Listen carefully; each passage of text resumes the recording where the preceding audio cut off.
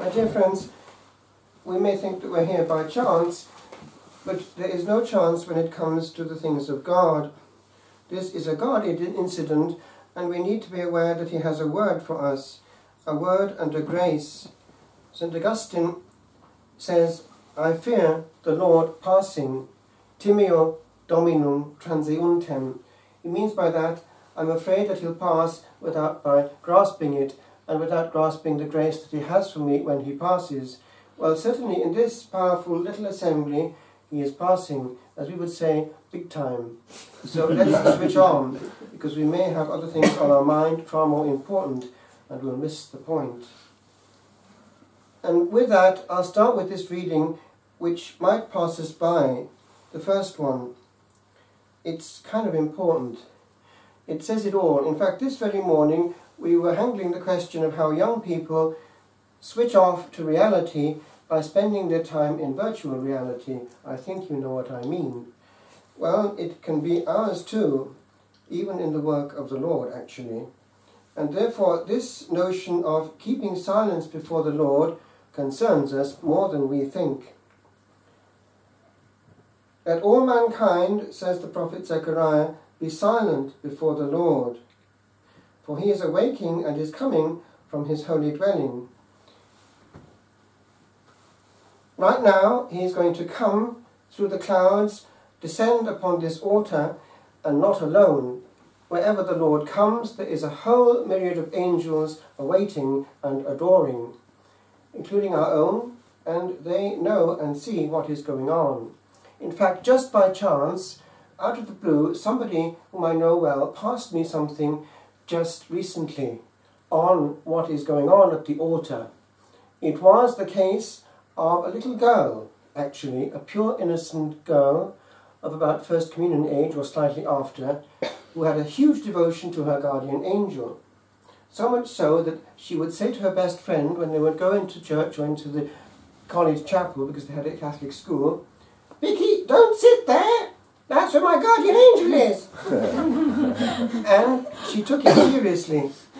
And she had tremendous devotion to this guardian angel of whom she'd been told as a little child. Remember the first word that you give a child. It's the one that sticks. So, there, what happened? The Lord rewarded her on the feast, wait for it, of the guardian angels. It was the 2nd of October, and it came round this time, because it happened the previous year, on internet. And it went like this. She, in all innocence, just told what had happened, what she had seen. They were in church, and the Lord opened the eyes of her soul to see the angels. And there's no way that she would have made this up. It's just obvious that she's so pure and innocent. She was allowed to see, first of all, the angels in their position of guardianship over the souls, one each, protecting, enveloping, and caring. But then she noticed something happened. When it came to the moment of consecration, there was a movement, a stir in the angels. Their attention was towards the altar. And when it came to the actual words of consecration, they moved. All the angels moved towards the chalice and the host. And she was also shown something else. Right next to the celebrant, there was a very powerful angel, hugely mighty. Any idea who it might be? St. Michael. It was St. Michael, and he's the protector of the Blessed Sacrament. I open a parenthesis. St. Teresa of Avila was also shown things in the context of the consecration. She saw at a Mass she was at, the priest was in serious trouble, spiritually, and she saw 2 demons throttling him at the throat, and she understood that he was in grave sin. But she saw at the elevation the Lord was shining like the sun. He was truly present, and this vision was given to her for to be shown that it's quite independent, because the power of the words of consecration have nothing to do with the personality, because once he's in the apostolic succession, what is happening is the Lord of hosts is borrowing his vocal cords. So it's happening, even if the priest isn't fully aware of it. But you must be. And that's what I want to come to. The Lord is not honoured as he should be. And maybe that little child was our eyes to remind us of certain truths, because we need to see things sometimes to believe things. Hence it is the Lord is obliged to do certain things like Eucharistic miracles now and again, almost against his wish, to remind us. He is around, and quite a few things are happening. We know about them more than before through immediate contact, through internet, but there's quite a lot going on with regard to Eucharistic miracles here and there around the planet right now.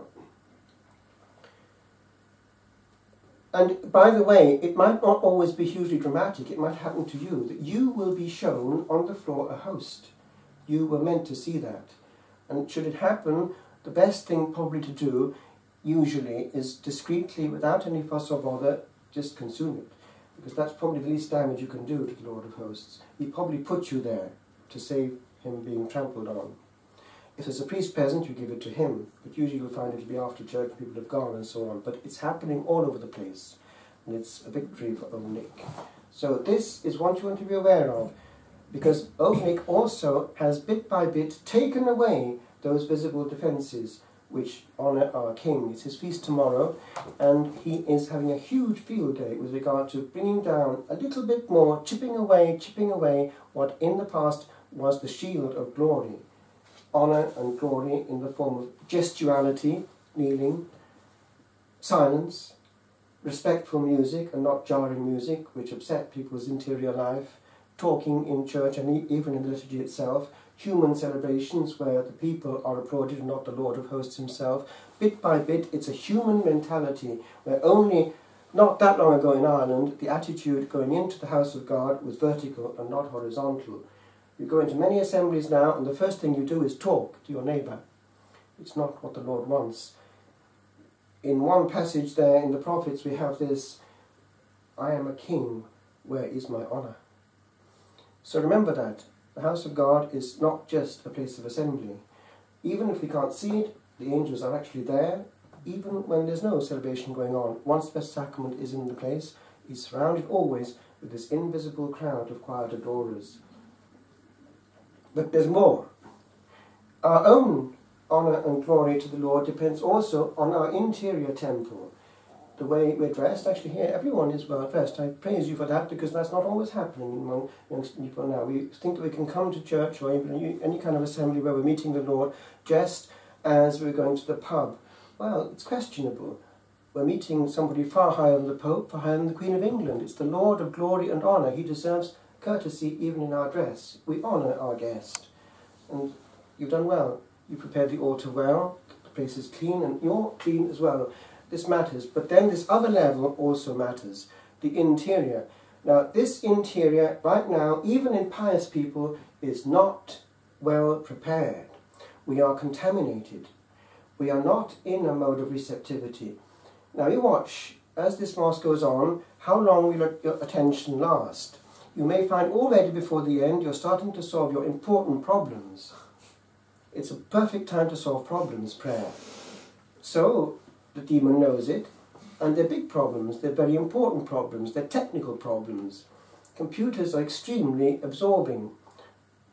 One immediate action, which should have been fairly short, can actually last 2 hours because something goes wrong. We know all about it. We can lose all our energy focusing into getting something to work. We lose our peace, we certainly use our contemplative dimension, we become something of the level of the machine that we're handling. All our spiritual energy goes into getting it to work. Multiply that by evening after evening and even day by day, you've got a whole life gone into interaction with something completely absorbing. And it's more present than we think. It happens even actually in contemplative monasteries, especially of males, because they're very proficient. And whereas before work was simple and left the mind free, now it's completely engaging. So just be aware, we are contaminated as young people with regard to the way tendentially we're spending our time on earth. It's coming to us only once, and we look back over our day and therefore our year and our life eventually, and it's gone proportionately into looking into a screen of some kind or another. Therefore that's the centre of the world. We're not looking into our own soul where we meet the Lord as the temple of the Lord, which is what you do in contemplative prayer, shutting your eyes, excluding all thought except the presence. And by the way, when you do it matters. If you don't have those moments there, gratuitous moments, as you would have with your boyfriend, quality time, you're not going to get that intimacy with the Lord either if you don't make that quality time. And by that I mean prime time. It's before that clutter comes. There's a world of difference between getting up early enough to have a full hour of emptiness with the fullness of the beyond and the true meaning of life, and plunging straight into breakfast and work. The quality of the day will suffer. So, on the level of life, these things matter because it can be programmed. One can adjust one's alarm clock. It just has to bring the evening a bit earlier because the time is going into the late activity on the screen in the evening, whether it's television or some other stuff. Basically, it's eating into what? Those early morning encounters which by now have gone by the board. It's not the same to come at the end of a busy day, tired, drained, to Holy Mass. It is to go freshly, giving the virgin time of the morn to the Lord, and then with that oomph to go into the glory of the day, lived for the Lord in his presence. It's quite different. The demon knows it. Just remember, what has worked in the past for 2 millennia will still work if you try it. And it's not enough either, even if you're daily Mass goers, as probably some of you are, just to have a liturgical encounter. That can be a cop-on, actually, a cop-out, I mean, because what's happening there is that you think you've done the maximum, well, actually, you've done part of the maximum. It's not enough just to have communal prayer, even if it's the Mass itself.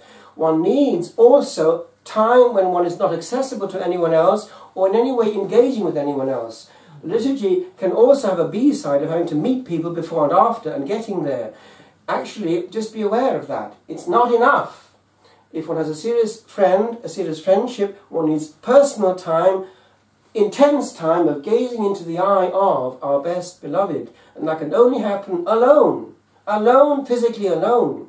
Whether it's before a monstrance or before a crucifix or an icon in one's room. There has to be some empty time. Just the quickie once a day is not enough for a serious internal life of prayer with the Lord.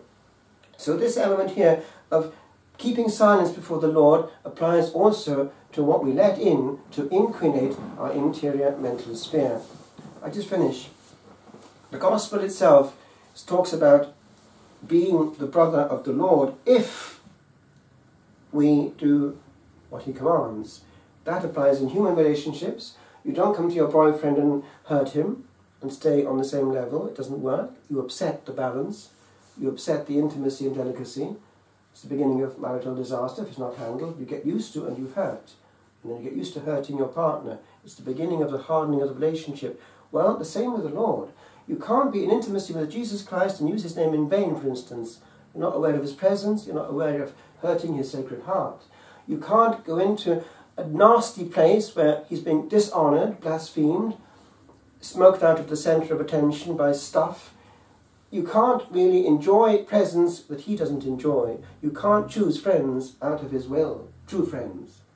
Acquaintances are one, friends are another. We are influenced by friends. We engage with friends, for better or for worse. So these are under his lordship. We can't have compartments for him and compartments for us. So this element of being brethren of the Lord by doing his will is very concrete. I'll just sum it up in the words of Maximilian Kolbe, the martyr of Auschwitz. When he was younger, he taught his novices by the 100 how to be in union with Jesus Christ. And he summed it up in one simple mathematical formula, which I leave with you. Sanctity, now that might have been S. For us it would be H, holiness, is there when little, now then, W for us, might be V in another language, will, equals capital W, or V. In other words, when there is complete equality between the little will, the personal will, and the divine will, complete equality in everything, engagement and espousal of the will, then, as in human love, there is oneness. And there we can talk about relationship. Not until we get there.